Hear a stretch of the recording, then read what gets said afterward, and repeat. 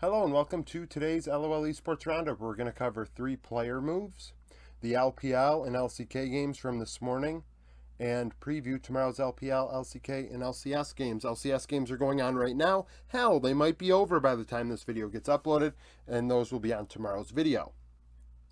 News, DRX, Duck Dom is now active. He did not play in this series, but he is active, so we're going to go over his numbers from spring. He had a 2.3 KDA, 8.9 CS per minute, 60 KP, 395 gold per minute, 493 damage per minute, which resulted in 23.5 of the team's gold share and 24.7 of the team's damage share. Those numbers are not very good for an AD carry. Duck Dom was very sus in the split, but we also have to keep in mind he was inactive due to an elbow injury. He did try and play through the elbow injury. So one has to wonder how long he had it before we even knew about it, right? On average, he was down 650 gold, 12 CS, and 160 XP across 38 games. He played 12 champions, so he really struggled. Paddock, who is currently playing for DRX, these are his numbers so far, including today. 2.6 KDA, 9.2 CS per minute, 66 KP. Are these numbers great? No. But 17 years old, a very young and raw player. 412 gold per minute, 578 damage per minute. This results in 24.3% of the gold share and 29.4% of the damage share. That's a big difference. We're looking at a 4.5% difference here, 4.7 in damage share. That is the difference between a secondary, third tier carry and a primary carry. Paddock has proven in multiple roundups, actually, we go over the highest damage dealer for the losing side. Paddock's usually the one mentioned. However, the laning numbers are still not very good. Down 570 gold, 12 CS, and 350 XP, has played 22 games and 8 champions. We will see what they end up doing if Duck Dom plays or not. At this point, with the split relatively over, I understand today's result, it was with Paddock in the lineup. So even then, are you going to keep going with him? I think that it's best just to keep playing the young kid. Speaking of that, Nongshim, Jiwoo has been sent down to Academy, and I think it might be because Call Me. Something must be going on with Call Me because Nongshim have sent Jiwoo down to play with the Challenger team. Calyx has went from AD carry to mid lane, and Call Me, I don't know what's going on. So this could be a situation where Nongshim is going to play Jiwoo in both. I don't know, so we're just going to assume for now that he won't, and he's just being sent down. He has a 2.8 KDA, 9.8 CS per minute, 81.5 KP with Nongshim. Their team is struggling, that's no secret. They're 1-7. But Jiwoo has shown glimpses. Frankly, I think he and Paddock have shown glimpses of success in the future, like potential. I think Jiwoo has shown more. Remember, Nongshim did win 2022 Challenger. All of their players were brought up in 2023 except Jiwoo. And now he has had an opportunity. 437 gold per minute, 595 damage per minute, 25.4 gold share. So he is the primary gold recipient and 30% damage share. He is the carry when he's playing for them. Down 85 gold, tied in CS, 175 XP, 6 champions in 12 games. I think that in and of itself shows how much better he is than Paddock. He is going even in lane pretty much, where Paddock is in a massive deficit. And both teams are not very good on paper. Vital, if he does play, has a 2.2 KDA, 10.7 CS per minute, 69.8 KP. I've always thought Vital has, Vital's a good player. Jiwoo is shown to be probably better rate. I mean, it's a tight. I think Vital is solid, but Jiwoo, a younger player, a little bit more potential. These numbers are still very good laning wise. Dies a lot though. 439 gold per minute, 445 damage per minute. That is a problem. Very light on the damage. 26.3 gold share.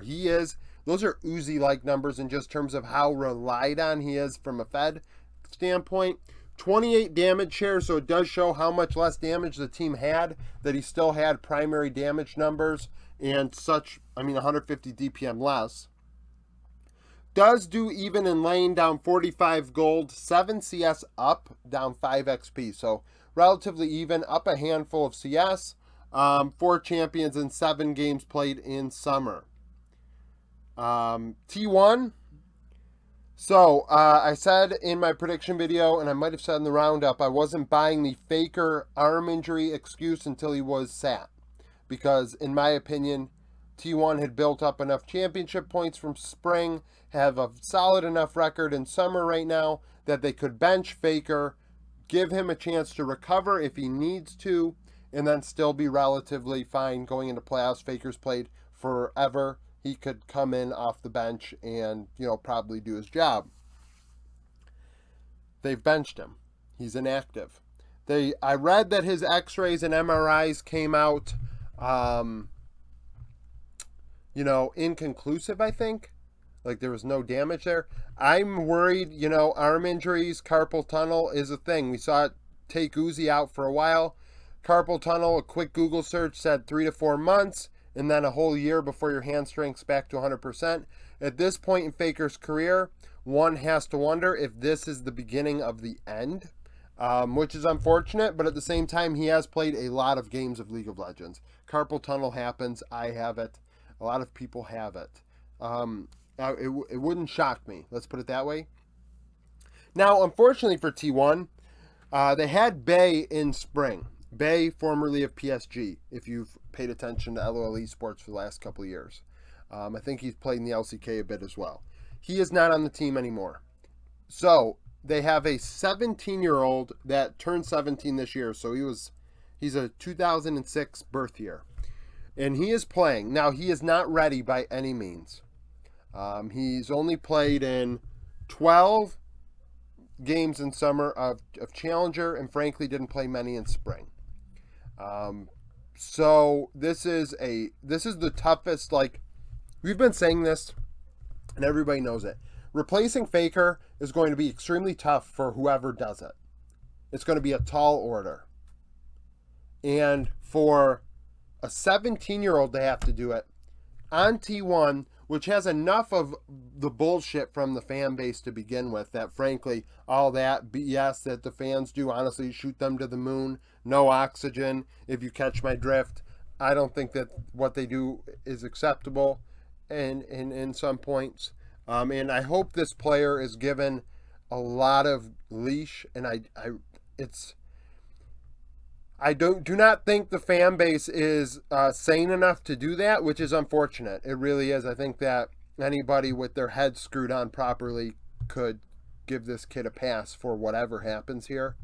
Poby had a 1.6 KDA, 8.4 CS per minute, 56 KP in Challenger. These numbers are he's not ready. I don't know what his academy numbers were. It's hard to find academy stats to see if he even earned that call up to Challenger, but he's not ready for the LCK. 365 gold per minute, 428 damage per minute. We're looking at a 21 gold share, 23.5 damage share. I mean, this is third tier carry like numbers, if that. On average was down 415 gold, 8 CS, 215 XP, played 7 champions in those 12 games. He is in a very, very tough position.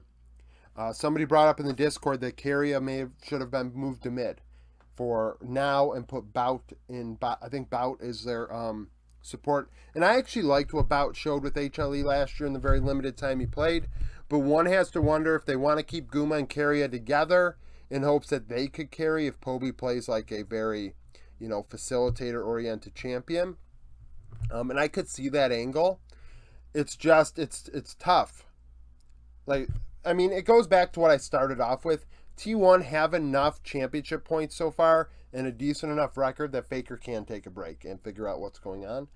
But if it's a long-term thing, this is a very, very, very tough situation for Faker, for T1, and especially for this kid who's being thrust into this moment.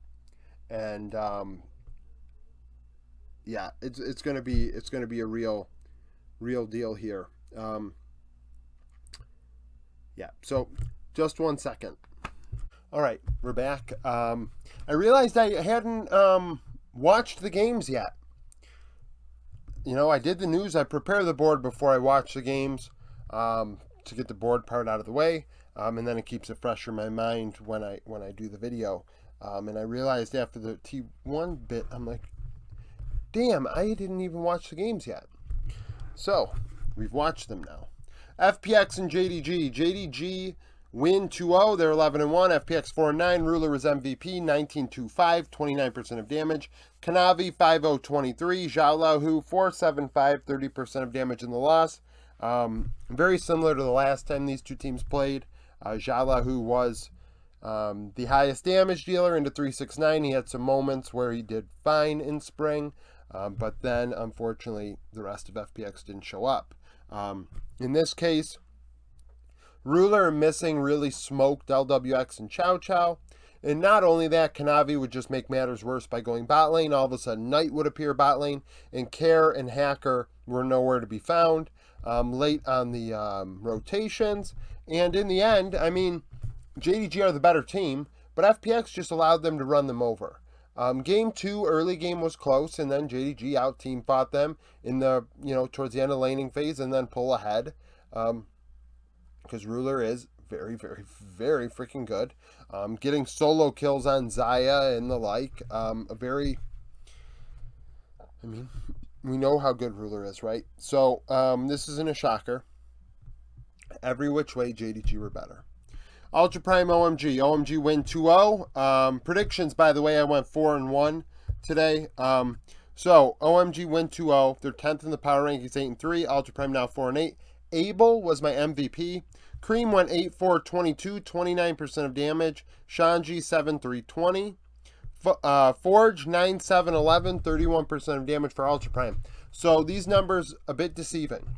Cream, I thought, played at the time before I watched this series the best Tristana game, mid Tristana game I've seen in a long time. His aggression was on point. He looked outstanding. I thought Cream played one of his better games we've seen this year. However, I felt like Abel in game 1 was the difference maker that kept them in the game against Ultra Prime in game 1, because it was a battle between Doggo and Abel. Doggo put up a fight in this one, and that's what I want to say. Numbers are deceiving. Cream has a low kills with 8, but I thought he was much better than what a KDA would indicate. Forge led the team in damage, but I thought Doggo was more impactful. So it's one of those deals, if you will. In the end, though, game 1, Abel was very good, and then Cream and Aki showed up in the late game after Abel had kept it together, and Shanji as well. And then in game 2, Abel and PP God, I thought, struggled a bit into Ultra Prime. I thought Ultra Prime, had the right idea, going bot lane, putting that aggressive duo in a hole. And luckily for OMG, Cream had been doing so well, and Aki had been doing so well in game 2 that they were able to, get past it. And then Abel had some impact in the very late game. I think he had a quadra kill to end game 2. So, in the end, I pick Abel. But I think, honestly, OMG were better in every role. And, Doggo did some things. So, that is what that is. Lastly, we have Top Esports BLG. BLG win 2-0. Bin was my MVP as they go to 12-1. Top Esports go to 9-4. Elk went 16-2-20, 30% of damage. On went 2-3-36. So the bot lane went 18-5-56. Jackie Love 9-9-4, 31% of damage. There were some team fights where Top were able to compete with BLG. Jackie specifically, I believe on the KSI looked very, very good into Elk. However, Elk obviously doing a hell of a lot better. I thought On had some very good moments. But in the end, Bin gets MVP, and it was because... So I think back on how the Shy got the Shy lost to Team Wii a couple days ago, right? And it was because he got camped a bit, and he tilted and couldn't recover and bring the team back. Couldn't showcase what people say about the Shy, how good he is. Bin got camped a couple times. He died a couple times into the game, to the point where Wayward actually solo killed him in game 1. But then Bin found relevance in the mid to late game on K'Sante, and in my opinion, showed an excellent ability to, ignore what was happening in the early game and find a way to win. And not only that, against a better team in top esports than Team Wii. So that was a great example of that. Game 2, I felt like Bin wasn't as important in the early game, but then in the mid to late game, came through and had impact on K'Sante once more. But the team wasn't in a hole by that point. Bin wasn't in a hole. I thought Yagao had some really nice moments on Nico in this one. Shun was probably the weakest player on the team for this series, but that's okay because BLG looked very good. And it's not even to say Shun played poorly. It was just that, he didn't really, he didn't what's the word I'm looking for? I'm thinking, there are moments where the other 4 players stood out, and Shun probably had moments, but they're not coming to mind right now. A 2-0, though, which is nice to see. LCK, Kwangdong Freaks D+. D+ win 2-0. They're 5-4. The Freaks 4-5. Showmaker was MVP as he had a 22-9 KDA with 38% of damage. Tristana both games had a penta in game 2 in the Fountain. Kellen 1-3-33. Bulldog 4-6-9, 31% of damage. In every way of this series, D+ were the better team. Top lane, Kana solo killing Dudu. Jungle, Canyon. If Canyon's Nautilus game was one of the better Nautilus games we've seen all year. Support, top, mid, jungle, it does not matter.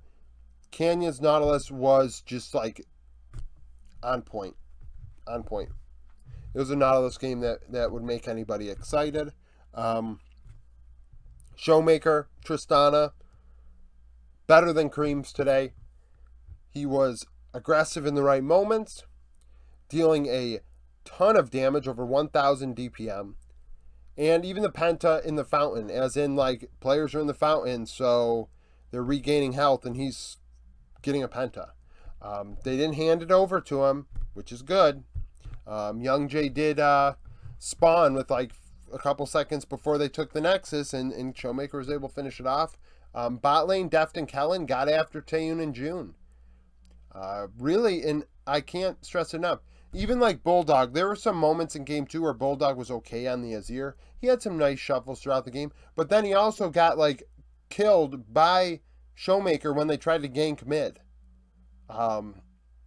Just not a clean series. Not at all. There was a separation between these two teams today, amongst who is going to be 5-4 and who's going to be 4-5 at the end of the first.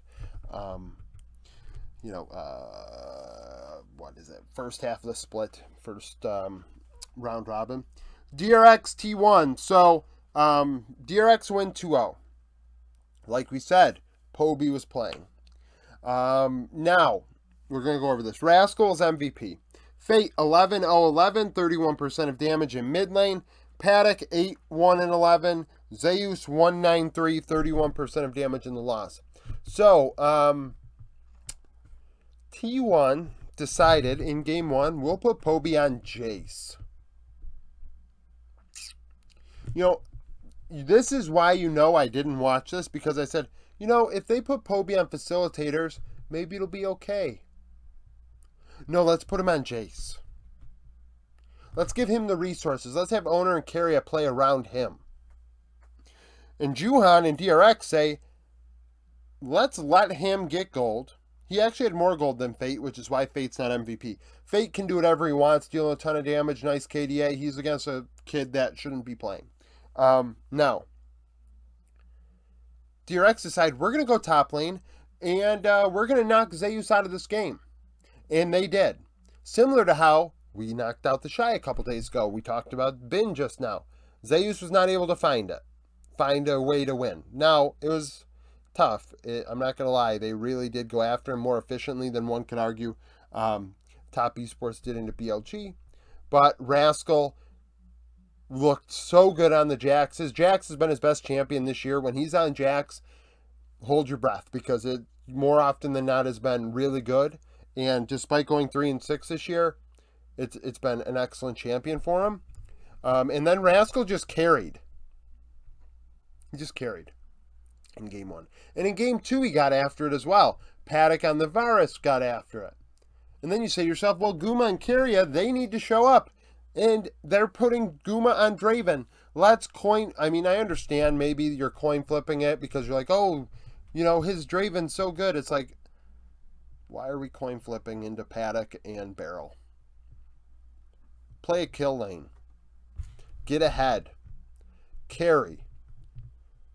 Guma is supposed to be one of the best 80 carries in the world. Put him on something that gets the damn job done. Zeus. Put him on something that gets the goddamn job done. Gragas is not that.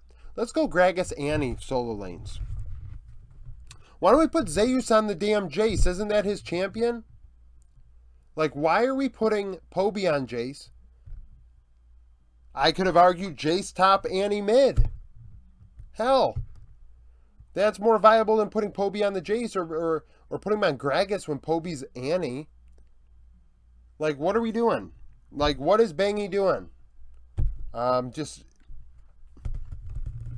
understand. Literally, the franchise, the GOAT, Michael Jordan of League of Legends, is injured. But you need to have a better idea of what's going on here. Not good. Not good. Sneak peek for tomorrow. LCK, Nongshim, HLE. Nongshim are 1-7, coming off of a loss to T1. HLE 14th in the power rankings, 4-4, coming off of a loss to Gen.G. Last time they played, HLE 1-2-0. Zeka 6-1-12, 29% of damage in the win. Fiesta 1-9-5, 27% of damage in the loss. Excuse me. Gen.G lives Sandbox. Gen.G third in the power rankings, 8-0, coming off of a win against HLE. Sandbox 2-6, coming off of a loss to the Freaks. Last time they played, Gen.G 1-2-0. Chovy went 5-0-7, 22% of damage in mid. Closer 2-6-0, 33% of damage in the loss. LPL series. LNG, anyone's legend. LNG are 6th in the power rankings, 8-4, coming off of a win against OMG. Anyone's legend 4-8, coming off of a loss to IG. Last time these two teams played, LNG 1-2-1. We're going to compare the top side of the rift. Zika Tarzan went 18-15-41, 729 DPM, 34% of damage, so 1/3 of the damage coming from the top side of the rift. ZDZ Zhao Hao went 15-23-23 for 927 DPM, so 200 DPM more, but 45% of the damage, so much more of the damage out of the AL topside. They were more effective and more impactful in that way. But LNG's carries, mid and 80 carry were just so much better than anyone's legend that they made a difference. Now anyone's legend, I think, are starting ZQE tomorrow. So we'll see how that goes. Team Wii Rare Adam. Team Wii 17th in the power ranking, 6-5, coming off of a win against Weibo. Rare Adam 4-8, coming off of a loss to Top. Last time they played, Team Wii 1-2-1. We're going to look at Jungle 80 carry here, as Mole is going to start for Rare Adam tomorrow. Hang and Hope went 19-11-33 for 848 DPM, 38% of damage. Leon and Asum went 24-19-22, so solid KDA. 962 DPM, so 100 DPM more, but 50% of the damage. So similar situation where Rare Adam's duo did do better, but significantly more damage. We're looking at half of the damage from this team between the two players, where Team Wii, it was 2/5. So mid lane probably being the difference, Shanks versus Strive last time, and top lane, but the top lane matchup's brand new. It was Bu into Cube, now it's Cube into Zhao Zhu. Lastly, we have 2, 3, and 9 teams. Thunder Talk IG. Thunder Talk last played and beat EDG. IG beat anyone's legend. When they played in spring, Thunder Talk would win 2-1. We're going to look at top support here. Hoya Yao Yao went 12-18-42 for 591 DPM and 24% of damage. YSKM and Wink went 14-15-44 for 932 DPM, so 340 DPM more, significantly more really. That's almost 2/3 of the damage that Thunder Talk had outright, so 67% more. And 36% of the damage, so 12% more damage, right? We're looking at 1 quarter versus 1/3 from these two players. So the carry roles were a difference for ThunderTalk versus OMG. Obviously, those are different now because IG now have Crying in mid and ThunderTalk have 1XN. So we'll see how that goes there. And then LCS, sneak peek. Remember, LCS games are, I didn't watch LCS day one. So, FlyQuest Golden Guardians, last time they played Golden Guardians won. Stixay went 549, 26% of damage. Prince 649, 33% of damage in the loss. C9 Dignitas, Berserker 618, 30% of damage as C9 would win. Tomo struggled, going 284, 23% of damage, so he died a lot the last time they played. TSM NRG, TSM won. Wild Turtle went 807, 32% of damage. FBI 142, 30% of damage in the loss. So we're looking at 80 carries over and over again here. They are leading their teams in damage. That's why we're talking about them. EG 100 Thieves. Last time they played, EG would win. This was Quid's debut. Jojo Pune went 4014, 30% of damage. Quid went 183 with 37% of damage. Yep, that was right. And then lastly, we have Immortals, Team Liquid. Team Liquid would win. Yeon went 703, 28% of damage. Tactical 041, 23% of damage in the loss. So looking at the schedule tomorrow,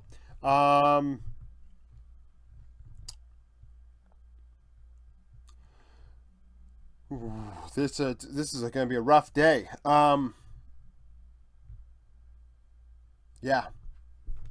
Yeah, it's going to be a rough day on the schedule, guys. So stay tuned. Thank you for watching. If you liked the video, like it. Subscribe to the channel for daily League of Legends content. Follow me on Twitter. Join the Discord. Become a YouTube supporter.